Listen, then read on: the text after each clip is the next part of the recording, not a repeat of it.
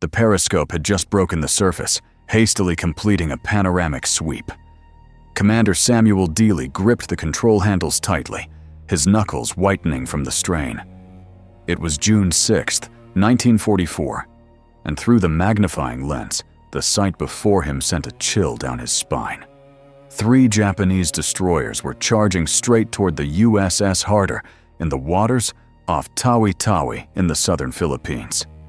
The distance was 1,200 yards, and they were closing in fast. Dealey barked out orders. Executive Officer Frank Lynch stared at him, waiting for the command every submariner knew by heart. Dive deep, rig for silence, and pray the enemy ships pass overhead undetected.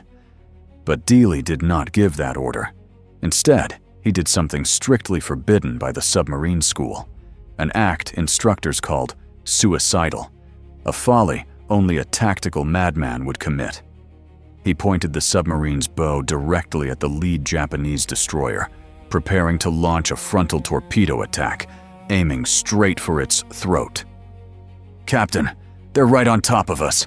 Lynch's voice crackled with uncontrollable panic, hoarse and trembling. Inside the cramped conning tower, 79 crewmen held their breath. The roar of the destroyer's propellers penetrated the hull, sounding like a speeding freight train. In the next second, depth charges would rain down like hail, crushing the submarine's hull like a tin can. Unbeknownst to them, and entirely undetected by Allied command, the Harder had stumbled upon the Imperial Japanese Navy's most guarded secret, the Tawi Tawi anchorage just 6 miles away, hiding the entire mobile fleet. The battleships Yamato and Musashi, 5 aircraft carriers, 13 cruisers, and dozens of destroyers. This was the largest naval force assembled by the Japanese since the Battle of Midway. The only hope of preserving this monumental discovery and keeping it from sinking into oblivion rested on this 311-foot Gato-class submarine, with its malfunctioning hydraulic system, dwindling oxygen reserves, and a commander who refused to follow the rules. By June 1944, American submarine operations in the Pacific were severely constrained. Torpedo failure rates were as high as 50%, and standard tactical doctrine demanded extreme caution. Long-range ambushes, avoiding escorts, and never engaging destroyers head-on. During 2.5 years of war, these conservative tactics had exacted a heavy toll. 52 American submarines sunk, with thousands of sailors resting on the floor of the Pacific, souls on eternal patrol. Dealey did not anticipate that over the next 4 days, he would completely rewrite the rules of submarine warfare, forcing the Japanese to abandon their secret base and disrupting their entire Pacific operational deployment. The Japanese destroyers closed in to 900 yards, 800 yards, then 700 yards. Tubes 1, 2, and 3, fire, Dealey commanded in a calm voice. Flashback 11 months earlier to October 1943. American Pacific submarine commanders gathered in Pearl Harbor for an emergency meeting, the atmosphere heavy with tension. Vice Admiral Charles Lockwood stood before a map covered in red crosses, each marking a sunken American submarine. "Gentlemen, we are in a crisis," he began. "The torpedo failure rate is unacceptably high.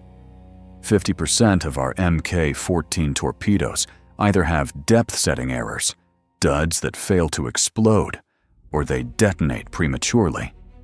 Worse, the efficiency of our submarines against Japanese shipping isn't even a fraction of what was expected." The data was shocking. In the first 22 months of the war, American submarines had sunk only 725 Japanese merchant ships, far below expectations. The hastily mass-produced and insufficiently tested Mk-14 torpedo suffered from 4 fatal flaws: faulty depth control mechanisms, magnetic exploders prone to premature detonation, contact exploders that deformed on impact, and a design flaw that caused them to run 10 feet deeper than set. The problem wasn't just the torpedoes.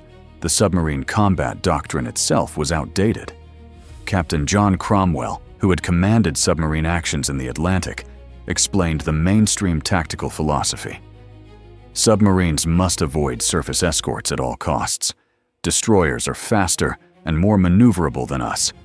One spread of depth charges can send us to the bottom. Our mission is to bypass escorts and attack merchant ships, firing from at least 5,000 yards before diving deep to escape. The admirals nodded in agreement. This tactical logic seemed sound and safe, yet it was pushing them into an abyss of defeat. In the meeting hall, an obscure submarine commander sat restlessly.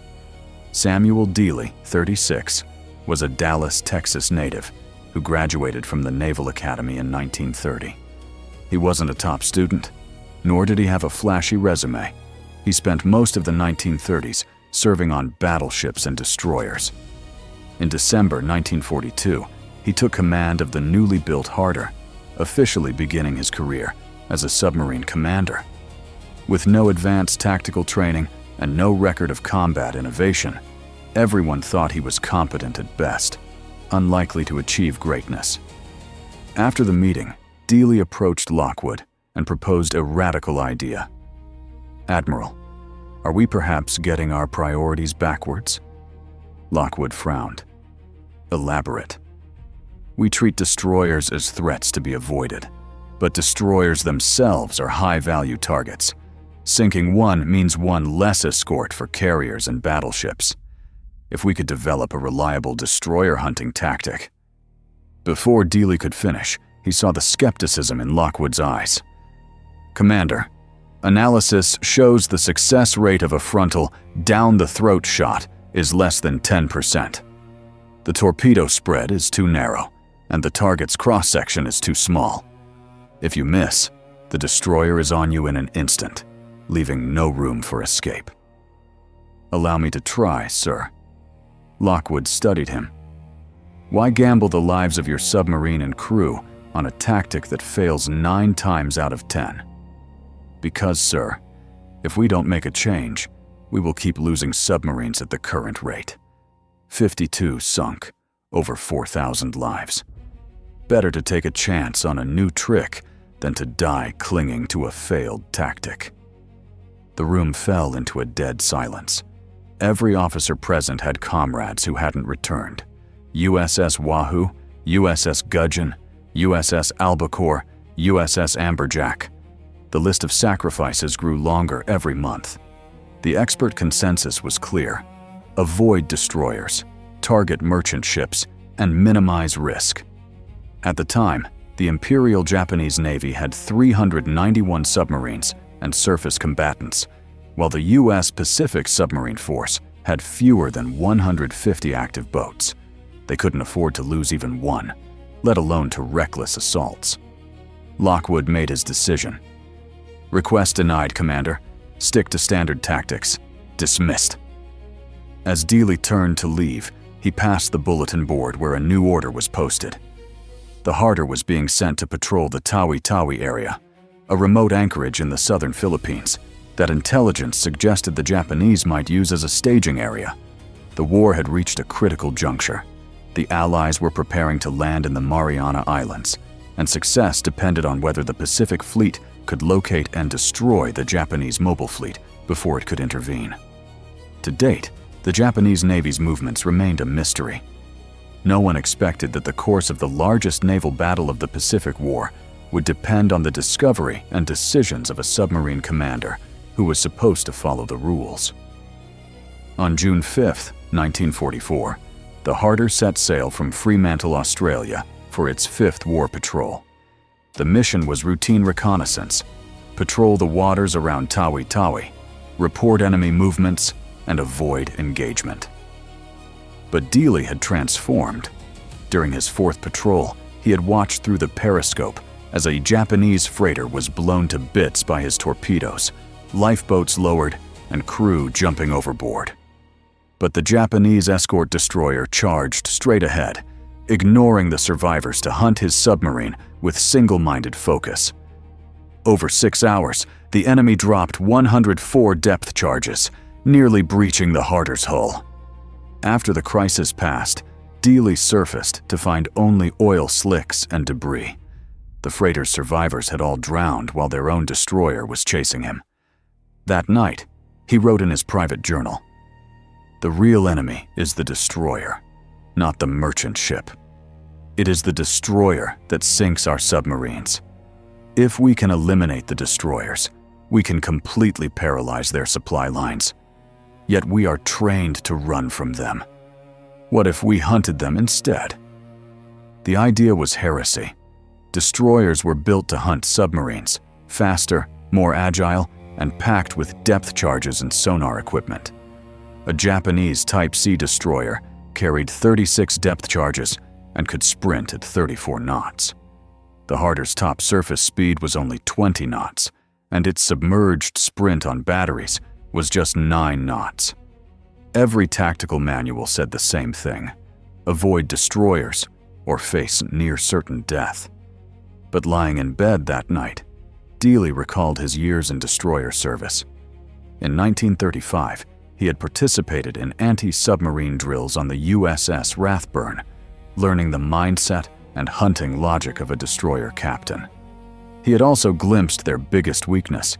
They were certain that submarines would only run. The next morning, Dealey asked Lynch, "What if we don't run? What if we attack them head-on?" Lynch looked at him like he was insane. "The Navy calls that a down-the-throat shot, Captain. In training, they said it's impossible. The training manuals also said our torpedoes were foolproof. Facts proved them wrong. The problem is the geometry. When a destroyer is charging right at you, the target cross-section is only 30 feet wide. The torpedo spread can't guarantee a hit. If we miss, we're dead." "I know," Dealey said, pulling out a notebook filled with calculations and diagrams. "But I've calculated it countless times. If we wait until they're close enough for their sonar to lock onto us, our torpedoes won't miss. At 1,000 yards, the torpedo spread covers the destroyer's width exactly. Fire 3, and at least one will hit. You're letting a destroyer get within point-blank range. It's madness. It can only work because it's unexpected. We only have one chance before they figure out our play." Dealey closed his notebook. "If we fail, someone else will have to figure out how to sink destroyers. Frank, we are losing this war. Not strategically. I know we're winning the island-hopping campaign. But in the world of submarines, we're losing. Boats go out and never come back. If there's even a sliver of hope, we have to try." The words were left unsaid, but they didn't need to be spoken. Before dawn on June 6, 1944, the Harter surfaced off Tawi Tawi. Dealey swept the horizon with his binoculars. The sight caused him to grip the periscope handle suddenly. "Frank, get over here. You have to see this for yourself." Through the lens, 3 destroyers were charging directly toward the Harter. Deep in the morning mist, the massive silhouettes of battleships and carriers were barely visible, packing the entire anchorage. "My God," Lynch whispered in awe. "The whole Japanese fleet is here." Dealey's mind raced. This intelligence was worth risking their lives for. It had to be reported to Pearl Harbor immediately. But the destroyers had already spotted the periscope and were closing in fast, their bow waves throwing up white spray as they accelerated. According to standard tactics, they should dive to 400 feet, rig for silence, and wait for them to pass. Dealey's hand hovered over the diving alarm as memories of those 52 boats that followed the rules and never returned flashed through his mind. "Battle stations," he ordered sternly. "Sink 1 destroyer first, then get the hell out of here at full speed to report this to Admiral Nimitz." At 8 a.m. on June 6, 1944, the Japanese destroyer Minazuki sprinted at 30 knots directly toward the Harter's periscope. On the bridge, Captain Shinsaku Kato had already locked onto the American sub, determined to ram it before it could dive. A standard anti-submarine tactic. Force the sub down, then hammer it with depth charges until oil and debris floated to the surface. But Kato didn't know that Dealey had no intention of diving. "Range?" Dealey's voice cut through the tension of the conning tower. 1,000 yards and closing fast, Captain. The crew held their collective breath. The rhythmic thrumming of the destroyer's propellers through the hull grew louder and louder. In a conventional attack, a sub would fire from 4,000 to 5,000 yards and dive immediately. At 1,000 yards, there was zero time to escape. If the torpedoes missed, the Minazuki would be on top of them in an instant. Bearing? Dealey held the periscope steady, his fingers motionless. Relative bearing 347, dead ahead, sir. Through the periscope, the Minazuki's bow wave was clearly visible. From this angle, the destroyer looked like a gray steel wall hurtling toward them, the sailors on deck, and the muzzles of the main guns in sharp focus. 900 yards. In the forward torpedo room, 3 Mk-14 torpedoes were ready, each packed with 680 pounds of Torpex explosive, despite their 50% failure rate. A single hit would snap the destroyer in two. If all 3 failed, 800 yards. Dealey did something his instructors had never taught. He stopped looking at the destroyer in the periscope and closed his eyes to visualize the geometric trajectory. The torpedo spread angle was exactly 2 degrees. At this range, the spread would be 150 feet wide. The destroyer was 380 feet long, but its cross-section from this angle was only 34 feet. They had to get closer. 700 yards. Captain, fire or dive! They're going to ram us! Lynch's voice rose. Dealey opened his eyes. The Minazuki filled the entire field of vision. The bow wave crashed against the hull, and the main guns opened fire. Shells splashing near the periscope. 600 yards! Fire 1! Fire 2! Fire 3! 3 bursts of compressed air launched the torpedoes. The torpedoes hit the water, their propellers spinning up to 46 knots. The submarine shuddered violently.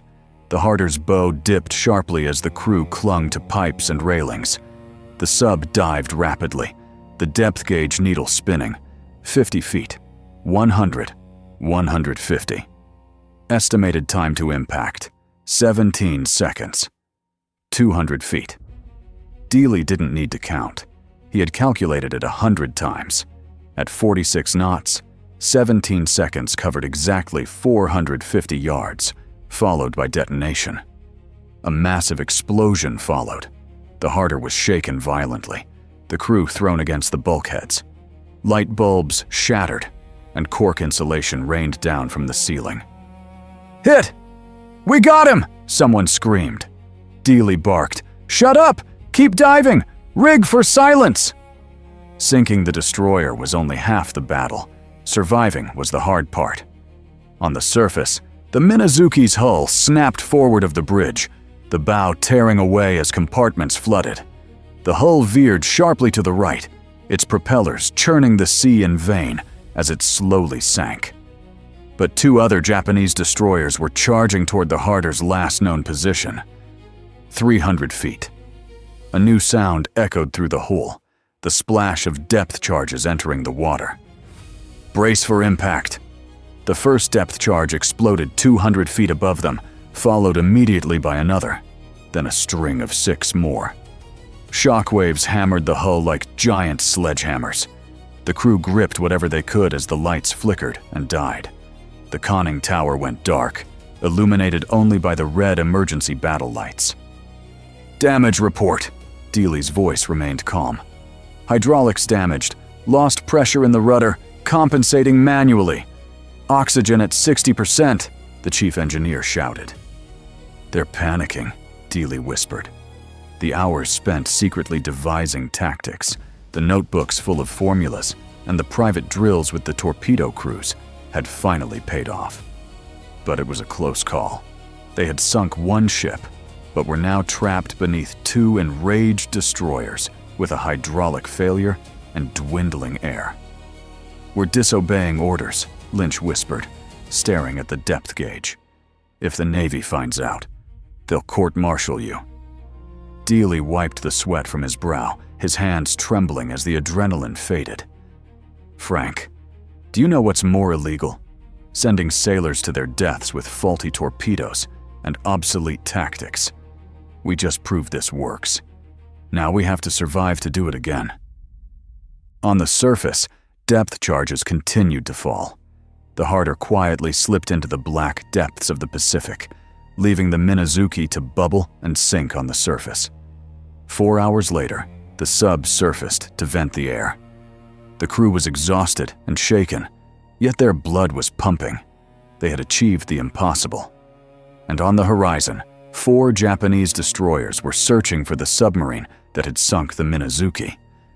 At 6 a.m. on June 7, 1944, Dealey drafted the most important telegram of his career, his hand still shaking from the previous day's depth charging. Beside him, the crew was working feverishly to repair the hydraulics. Instead of retreating to safety, Dealey wrote, "Urgent. Japanese mobile fleet discovered anchored at Tawi Tawi.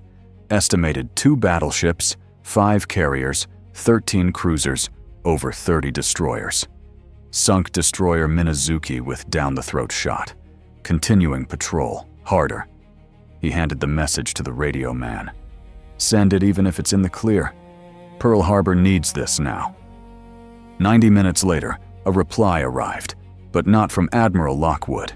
It was from Captain John Cromwell, commander of submarine operations in the Southwest Pacific. Harter returned to base immediately. Do not engage Japanese destroyers. Repeat, do not engage. Primary mission is reconnaissance, not combat. Acknowledge. Cromwell. Lynch leaned in to read. The orders are clear. Dealey crumpled the paper. The Japanese know we found them. They'll move within 24 hours. If we leave now, we lose them.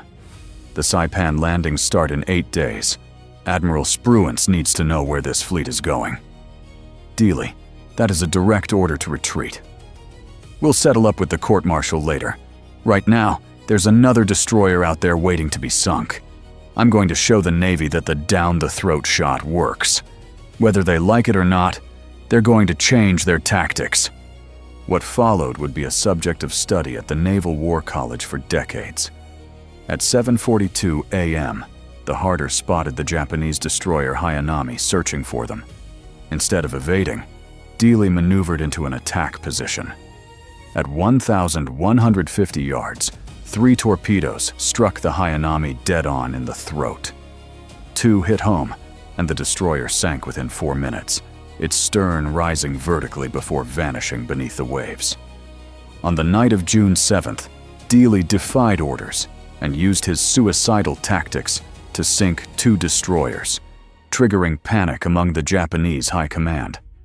Aboard the battleship Yamato at Tawi Tawi, Vice Admiral Matome Ugaki wrote in his diary, "The threat of American submarines has reached an intolerable level.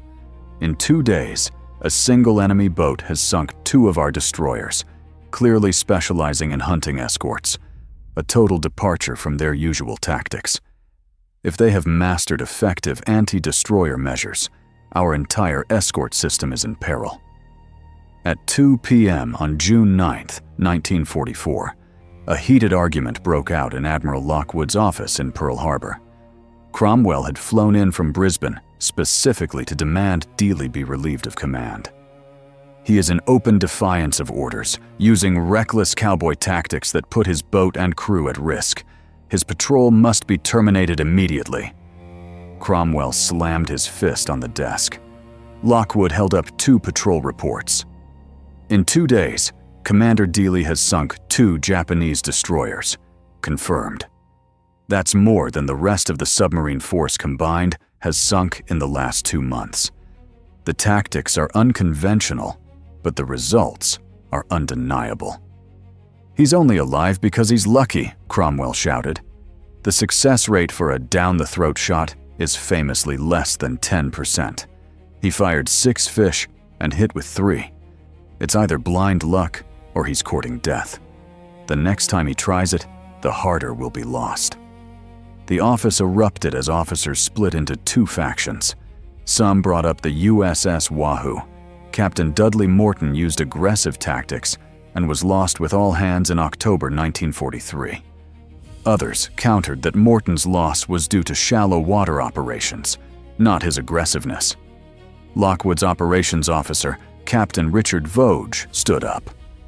"Gentlemen, the question isn't whether Dealey's tactics are risky. They are. But whether they are effective. More importantly, can we continue to tolerate the status quo of losing boats while clinging to conservative tactics?" Lockwood signaled for silence. Dealey reported the mobile fleet at Tawi Tawi, and intel confirms it as their primary anchorage. If his intel is correct, and he can track their movement, we can intercept them before they reach the Marianas. That information is worth 10 submarines. "And if he's killed?" Cromwell asked. "Then he dies," Lockwood said, looking him in the eye. "But I won't stop a commander who is getting results just because his methods make us uncomfortable. Dealey has sunk more destroyers in 2 days than most boats do in a full patrol. As long as he's winning, he stays." "It's madness." "It's war, Colonel," Lockwood said coldly. "In war, there's no choice between safe and dangerous. There's only losing slowly with conservative tactics or winning fast with aggressive ones. I choose to win." The office fell silent. Lockwood turned to the radio man. "Message the Harder. Continue mission. Weapons free. Authorized to engage destroyers at your discretion. Good hunting. Lockwood." 9,000 miles away, Dealey was tracking a third destroyer when he received the telegram and handed it to Lynch. Lynch whispered, "Now, we really have to succeed." Dealey nodded. "Frank, we're about to find out if I'm a tactical genius or just the luckiest damn fool in the Pacific." At 4:45 p.m. on June 9th, 1944, the Japanese destroyer Tanikaze charged. Dealey waited until it was 1,200 yards away and gave the order. 2 hits. The Tanikaze snapped in half. 3 destroyers in 4 days. The Japanese Navy had never suffered such a blow. They were about to make a decision that would change the course of the Pacific War. At 5:30 a.m. on June 10th, 1944, Dealey had gone 48 hours without sleep. The crew of the Harder was running on adrenaline and coffee. The hydraulics were held together by spot welds and prayers. Oxygen was down to 43%. By the book, they should have surfaced to vent and retreat. But Dealey only surfaced briefly to charge batteries before sending another report to Pearl Harbor, detailing ranges, spread parameters, and success rates. He wasn't just sinking ships, he was creating a comprehensive tactical record for destroyer hunting. The data was revolutionary. While long-range attacks from 4,000 yards had a 5% hit rate, Dealey's down-the-throat tactic from 1,000 yards was at 67%. The tally: 6 torpedoes fired, 3 ships sunk, 100% submarine survival. But the real test came at dawn. The view through the periscope made Dealey's heart sink. It wasn't one ship, but a formation of 6 Japanese destroyers searching for him with a singular purpose. Behind them, the Yamato and Musashi, the largest battleships in history, were slowly steaming out of Tawi Tawi. The Japanese weren't just searching, they were retreating in haste. "Captain, that's a full escort screen, and they're pinging. They know we're here," Lynch warned. Dealey watched the screen. Destroyers deployed in a picket line, active sonar pinging, with battleships moving cautiously behind layers of protection. The entire Japanese mobile fleet was abandoning Tawi Tawi, giving up their secret base, all because of a single American submarine. Operation Ago, the plan to reinforce Biak and lure the U.S. fleet into a decisive battle, was collapsing. Without their secret anchorage, the Japanese Navy had no staging point for an offensive. Dealey didn't know the strategic implications yet. He only knew 6 destroyers were hunting him down. If he couldn't stop them, the Harder was finished. "Target the lead destroyer," he ordered. "Sir, that's suicide. There's no way we can—" "Frank, count them. 6 destroyers. We have 6 bow tubes. If we reload fast enough, maybe we take them all. If we fail, we're sunk anyway. So we can't afford to miss. At 6:35 a.m. on June 10th, 1944, Commander Manabu Tokuno of the lead destroyer Umikaze received a direct order from Admiral Ugaki. Locate and sink the American submarine ravaging our forces. The honor of the Imperial Navy is at stake. Eliminate the threat. Tokuno, a veteran of 8 years in destroyers and an anti-submarine expert, was certain the lone, battered sub would try to evade. He had no idea Dealey didn't play by the rules. "Sonar contact, bearing 035, range 2,000 meters," the Umikaze's sonar man yelled. Tokuno sneered. "The sub has made a fatal error. He's too shallow. Full speed ahead. Prepare depth charges." The Umikaze accelerated to 32 knots, its bow cutting through the waves.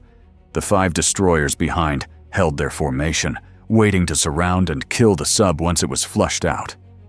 Tokuno didn't see that the Harder wasn't running. It was maneuvering for an attack.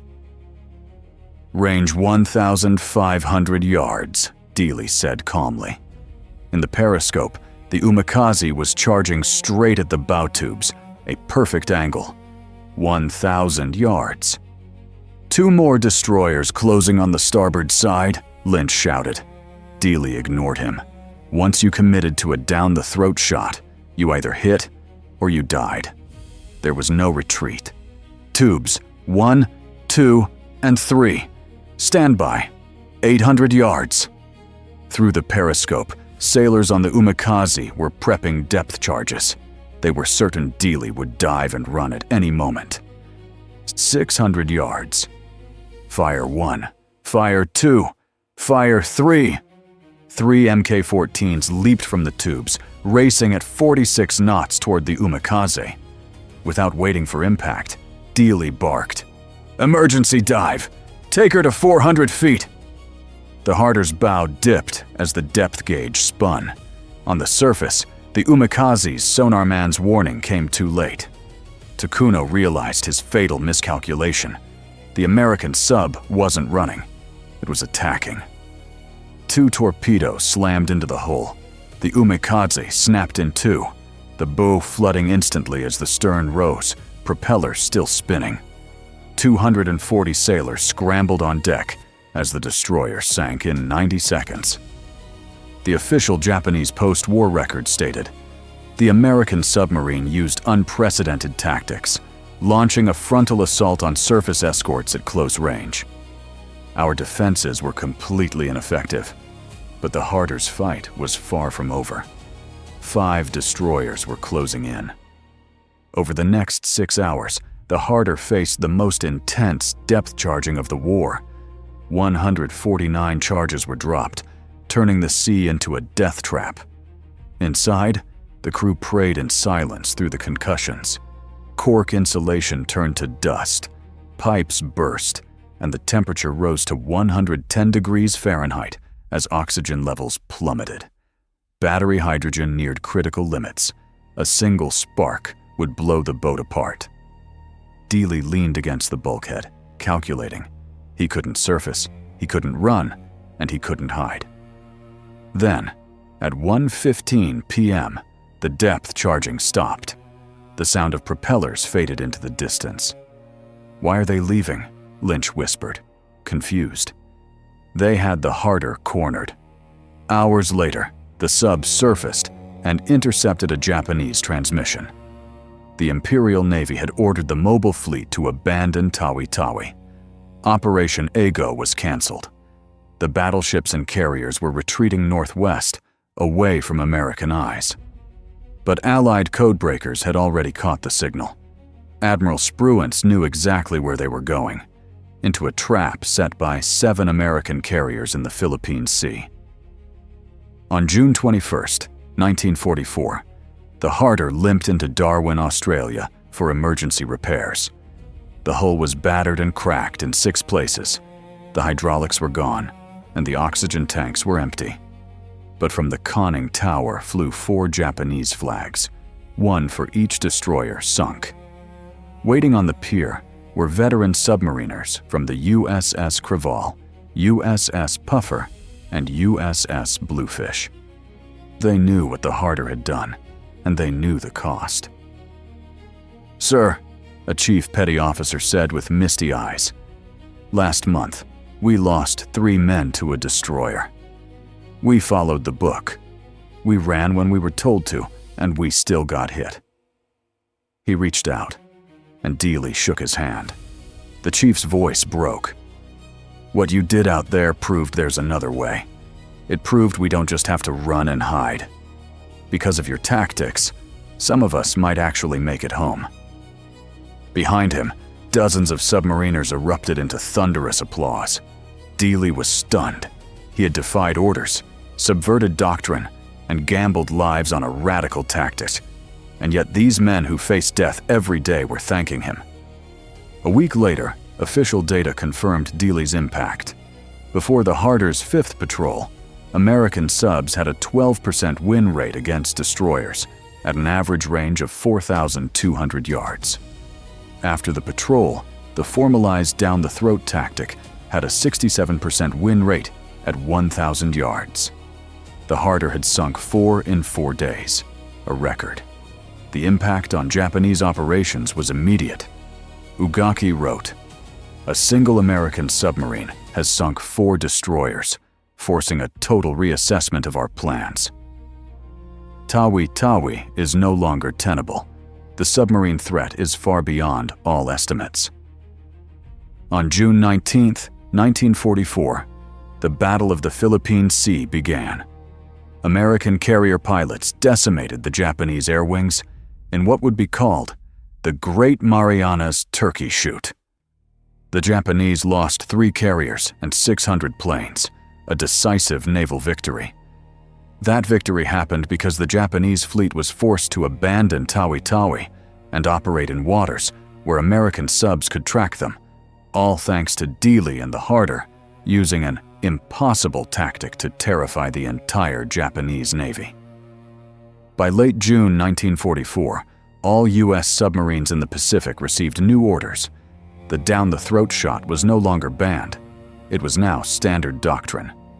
Subs were authorized and encouraged to actively engage Japanese destroyers.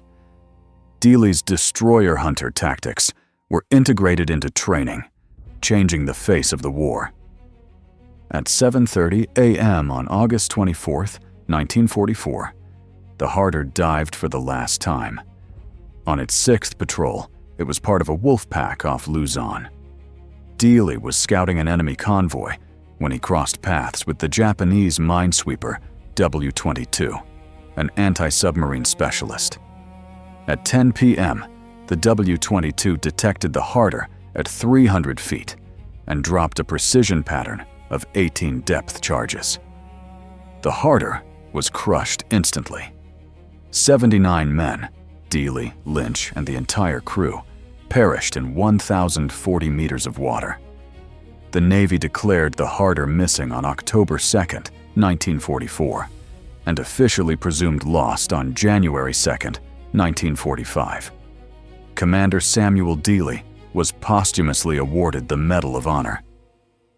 President Truman presented the award to his widow, Edwina, with a citation that read, "For conspicuous gallantry and intrepidity at the risk of his life, attacking Japanese destroyers with a boldness bordering on recklessness.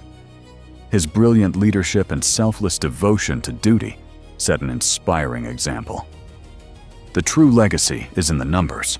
Over 6 patrols, the Harder was credited with sinking 18 ships. Its 5 destroyers sunk were the most of any U.S. sub in wartime. In just 632 days of service, the Harder transformed submarine warfare. By September 1944, the down-the-throat shot was mandatory training, and the destroyer kill rate rose to 34% by the end of the war. Following Dealey's lead, American subs eventually sank 52 Japanese destroyers, and over 3,000 submariners survived the war. because of his tactics. In 1945, declassified Japanese records revealed Ugaki's final assessment. This submarine accomplished what an entire task force could not, forcing us to abandon our strategic anchorage and wrecking Operation Ago. Its commander's tactical innovations were beyond our defensive estimates. His loss is the first good news for our anti-submarine efforts in months. In 1954, the U.S. Navy named a destroyer escort the USS Dealey.